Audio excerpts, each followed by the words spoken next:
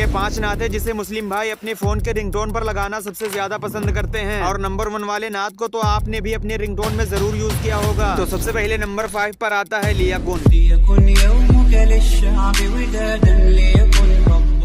Number 4 दिलनशी दिलरुबा है मोहम्मद का नाम।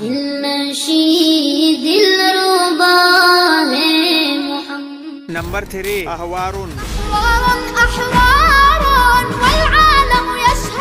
नंबर 2 पर है इर्तुगरुल गाजी का रिंगटोन। एंड नंबर 1 पर आता है सुबह बदा। अपना फेवरेट नात कमेंट करें, पार्ट 2 में कवर कर लेंगे।